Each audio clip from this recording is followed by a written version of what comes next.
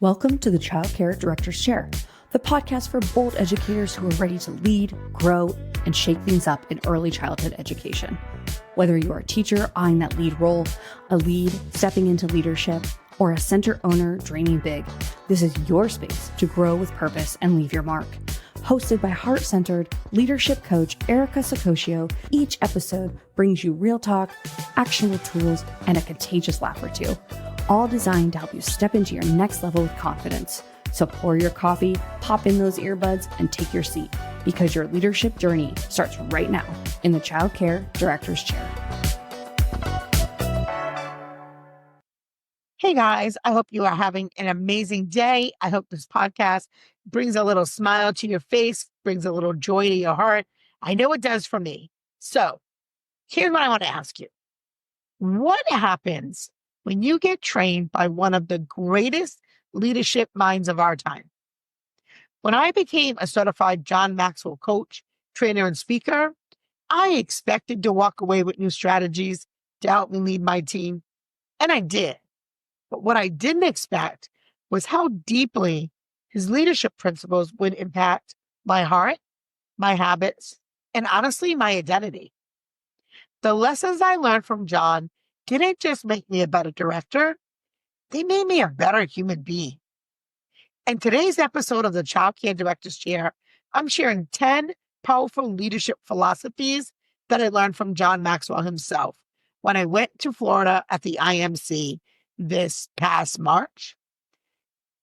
It's still something that just shapes how I show up at my center every day, how I show up in my coaching and in my life. Now, I know you've seen them on social media, right? The clips, the reels, the nice quotes. Here's the truth. They have been tested through decades of research, experience, and real-world application by leaders around the globe, including presidents, right? And I believe they will shift something in you too, especially if you feel stuck, you're overwhelmed, or you feel like your leadership is something you have to survive rather than be a steward of. Now, before we jump in too far, I would like to give a big shout out to our episode sponsors at Jackrabbit Care, your #1 childcare management software to help leaders like you save time. All right. So, Erica, what are these life lessons that you learned, the things that were so changing for you and your mindset? Well, here they are. #1 was everything rises and falls on leadership. Your results reflect your leadership capacity. What I learned is that this simple phrase cracked everything open for me. It meant that my culture, communication, and even the chaos were all leadership issues at the core. And that was empowering, not defeating. Now, why should you even care? Here's why it matters. If you're struggling with your team, enrollment, or systems, look at your leadership first, because that's where the real shift begins. Instead of blaming, you start building. You ask better questions. You reevaluate how you're showing up and how you set the tone for your team. So do this tomorrow. Pick one challenge. Ask, how is my leadership contributing to this outcome? Own it. And if it's not great, shift it. And if it is great, could it be better? The second thing I want to share with you is growth is the only guarantee that tomorrow will be better. If you want more, you have to become more. You know, we do this insanity thing thinking if we do the same thing day after day, there'll be a different result. And there won't be. What I learned is growth isn't optional. It's essential. And if I wanted new outcomes, I had to invest in becoming a new version of myself. Now, don't get mistaken, because I liked my old version of myself. I really did. But I wasn't pushing myself to really where I could be. And I want that for you too. You know, it matters so much because you are the engine of your organization. And if you grow, it grows. And if you stay stuck, so will everything else and everyone around you. And that doesn't make you a great leader. So, intentional growth becomes part of your schedule, not an afterthought. Books, podcasts, mentorships, masterminds, This becomes your fuel. So do this tomorrow. Block off 15 to 30 minutes of personal growth and commit to becoming better every day, even if it's 1%. 1% doesn't seem like a lot, but it's compound interest, baby. And 1% comes 2%, comes 3%. Next thing you know, halfway through the year, you are 50% better than you were when you started. Number 3, I want you to know is you'll never change your life until you change something you do daily. Success isn't about being, the loudest or the most intense. It's about consistency. That's why I show up every day. It'd be easy to do a podcast once a week, but I wanted to keep growing. And so the more I learned, the more I read, the more I shared, the more I talked about it, the more I reflect. See, this podcast, I'm sharing with you, but guess what else is happening? I am building my own leadership skills as well, because I am super focused on being the best leader inside my program and outside my program. My biggest breakthroughs came from small daily discipline, not dramatic overhauls. Change happens when we show up on purpose. And the reason it matters is you don't need more hours, because you all say, there's more hours in the day. We all have the same 24. You, me, and Beyonce. You need better habits, honey. When you create non-negotiables that align with your values, whether it's your morning routine, your leadership check-ins, journaling, planning, whatever it is, make them non-negotiable. What's important to you needs to happen. Pick one micro habit, just one. Start there. Stack it. Be consistent and watch what happens in 30 days. Watch what happens in 60 days.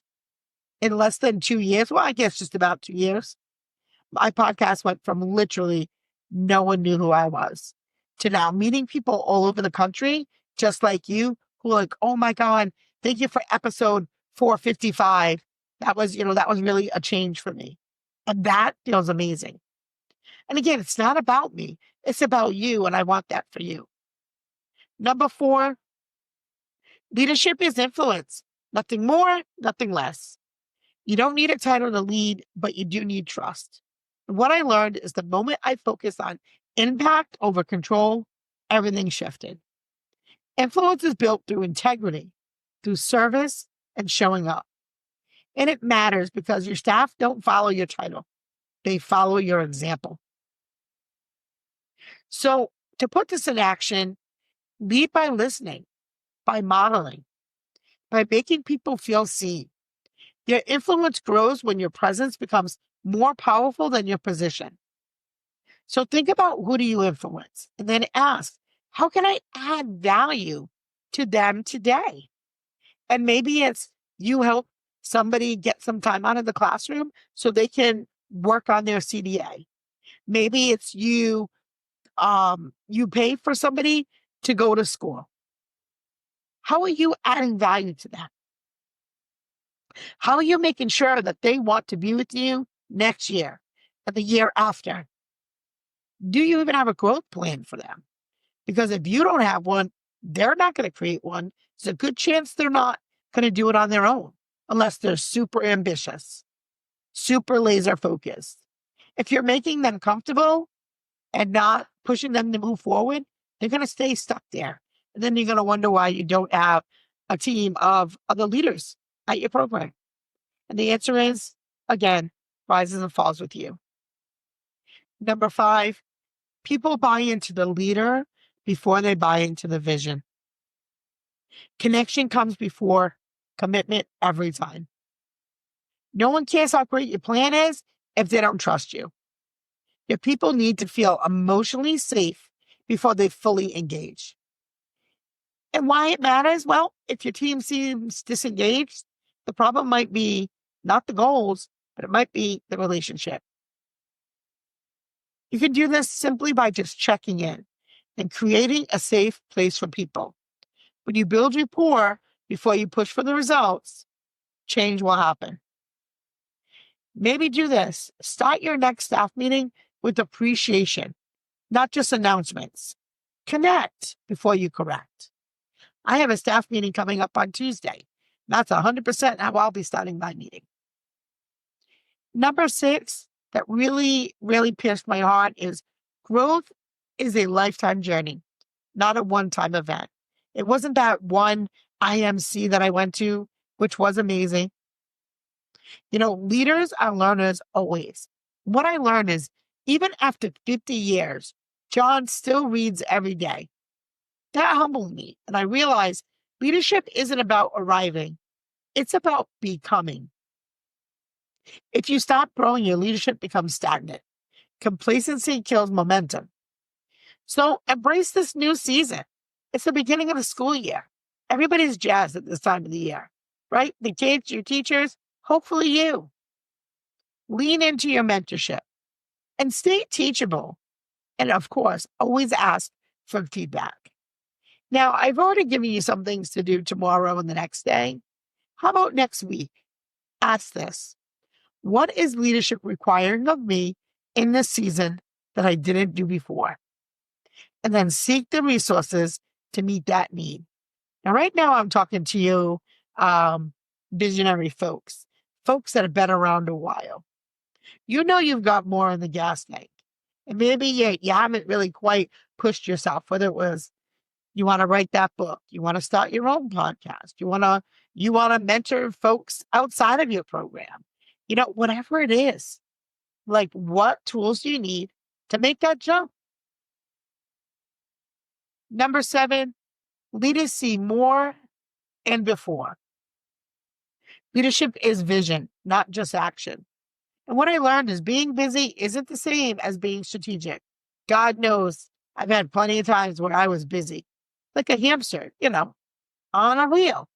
I think you can relate. Great leaders anticipate. They see trends, they sense patterns, and they make moves before problems explode. When you're always reacting, guess what? You're going to burn out. But when you see ahead, you build smart, sustainable systems that you're going to need, especially if you're getting ready to scale up. So take the time to think, to observe, to plan. Stop managing tasks and start guiding people. I'm really loving this season in my life of watching some of I'm going to call them newer folks. They're really not newer, but some of the folks on my team that really are embracing learning new roles and taking on more responsibilities, especially as I head out a little bit more than I ever have before hitting the road. Speaking of which, while we're there, I'll be in Connecticut at the end of September at the Connecticut AUIC conference. I'll also be up in Maine at their AUIC conference, and I will be in New Jersey at the AUIC conference. I think there's a couple more, but I know I'll be in New Jersey. I'll be in Maine, and I'll be in Connecticut. So if you haven't signed up at those conferences, go take a look at their website, grab a ticket, and come see me over in the Venice area. We'll be doing live podcasts at my booth. So super excited. Can't wait to see you there. All right, I'll get back on track. Number 8, the law of the lid. Your organization can't outgrow your leadership. So no matter how strong my team was, our overall results were capped by my lid. So if I wanted more from them, I had to demand more from myself, because you're the lid and the lever. So lift yourself and you lift your entire center. You can stop trying to push people harder and start lifting your own capacity higher. You build your emotional stamina, clarity, and your confidence. So rate your leadership lid on a scale of 1 to 10. What's keeping you stuck and what areas need attention? Start there. I promise you'll uncover it pretty quickly. For me, it was more of the financial part of understanding my budget and well, not so much FTE, but definitely more of my budget and taxes was probably one of the areas I could have gotten better in. So I decided to start working with some professionals. I started to read. There's a great book, Five Pillars of Profit by Kathy. I'm going to say her name, Legion. You know what I'm talking about. But her book is great. So I'm going to say definitely check that out. Number 9, people don't care how much you know until they know how much you care. Care before correction. Presence before performance. What I learned is my ability to lead with love changed everything. People stay where they feel safe, valued, and understood. That was easy for me. I'm Italian. It's my culture. I'm all about giving you a hug, giving you a high five, you know, helping you when you need it. And that's just who I am. It's one of my core values for sure. But ECE is so emotionally demanding. You know, if people don't feel cared for, they're going to burn out even in great systems, you know, and I have some great friends that are really good at building systems like Noel, um, over at the Directors Club, really great with systems. But at the end of the day, everything rises and falls on leadership. You can have wonderful systems in place, but if your people are burnt out, none of that matters. So you need to slow down. You need to check in. You offer grace and accountability. You see the human, not just the role. So maybe write a thank you note or send a voice memo to someone on your team and let them know that they matter. No agenda, just presence. And the last on my list is success is when I add value to myself. Significance is when I add value to others. Legacy is built through impact, not accolades. I don't care how many stars you got. I don't care what award you won. I really don't. I want to know whose life did you touch.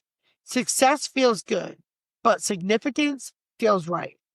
When I started pouring into others, that's when leadership became truly fulfilling. If you want to leave a legacy, don't just lead tasks. Lead people, grow them, invest in them, empower them. You become a better builder of leaders, not just a doer of duties. You turn every moment into a chance to serve and elevate someone. So ask yourself, who can I intentionally grow this month and pour into them? That is significance. So if this episode stirred something in you, if you're realizing there's a leader inside of you ready to grow, evolve, or expand, don't wait.